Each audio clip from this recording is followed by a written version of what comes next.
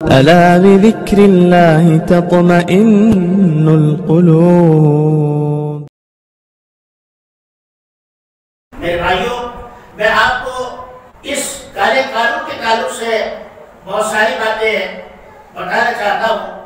ان میں ایک سب سے اہم بات یہ ہے کہ آپ آج بزنس اخبارات اٹھا کر دیکھ لیجئے، جو کاروباری اخبارات ہیں آپ ان کو اٹھا کر دیکھیے اور پڑھیے تو آپ کو معلوم ہوگا کہ پورا ملک ماتم کلا بنا ہوا ہے، پورا ملک رو رہا ہے، لیکن ان غداروں کو، جو ملک کے غدار ہیں، ان کو یہاں کی پبلک پر، یہاں کی عوام پر رحم نہیں آ رہا ہے۔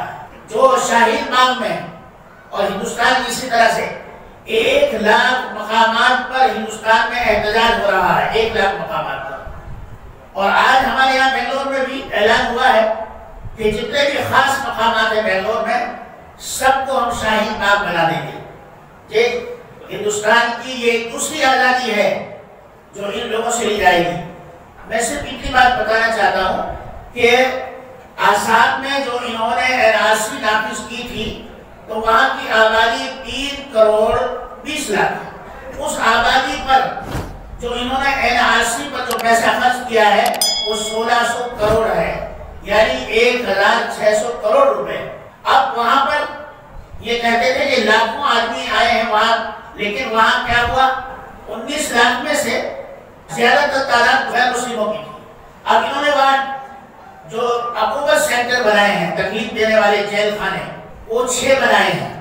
ان میں ابھی تک جو ہے 6,000 آدمیوں کو رکھا گیا ہے، ان میں کوئی ابھی تک مسلمان نہیں ہے۔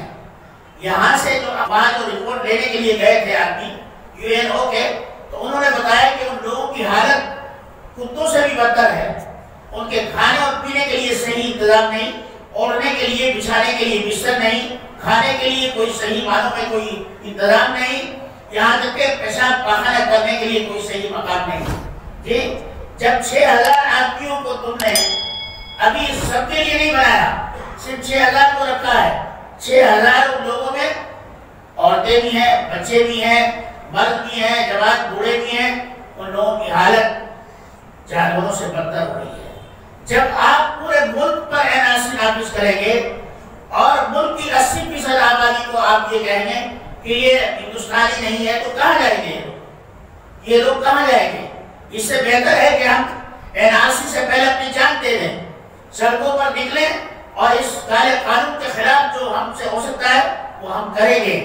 میں حکومت کے خلاف اکسانا نہیں، حکومت سے ہمارا کوئی لینا دینا نہیں، ہم کہتے ہیں کہ اس کالے قانون کو جو تم نے نافذ کرنے کا ارادہ کیا ہے اس سے باز آ جاؤ۔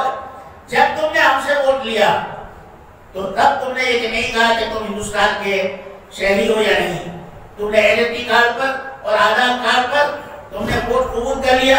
اب جب تم مالک بن کر بیٹھ گئے، تم مالک نہیں، یہ تو یہ جمہوریت ہے، یہاں پر تم عوام کے نوکر ہو، تمہارا فرض ہے کہ تم عوام کو خوش رکھو۔ اگر خوش نہیں رکھ سکتے تو آپ کا فرض ہے، یعنی حکومت کے لوگوں کا، کہ وہ استعفیٰ دے دیں اور ملک کسی دوسروں کے ہاتھ میں دیں۔ ہم آج بھی اور آئندہ جب تک اس ملک میں یہ کالا قانون نافذ رہے گا یا ہونے والا ہوگا یا اس کی تلوار ہمارے سروں پر لٹکی ہوئی رہے گی، ہم اس کے خلاف سراپا احتجاج بنے رہیں گے۔ سنویدھان نے، ملک کے دستور نے جو ہمیں حق دیا ہے، ہم اس حق کو اگر آپ نہیں دے سکتے تو ہم چھینیں گے اور چھین کر رہیں گے۔ ہمارے اسلام نے سکھایا ہے کہ ملک سے محبت کرنا عبادت اور اپنی حفاظت کرنا بھی عبادت اور اپنے ایمان کو بچانا بھی عبادت۔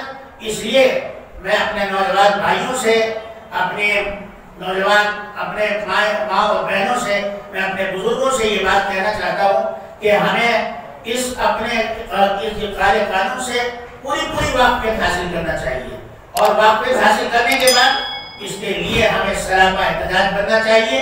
جب تک ہم اس کو ختم نہیں کریں گے ہم چین سے نہیں بیٹھیں گے۔ اللہ تبارک و تعالی ہم سب کو عمل کی توفیق عطا فرمائے۔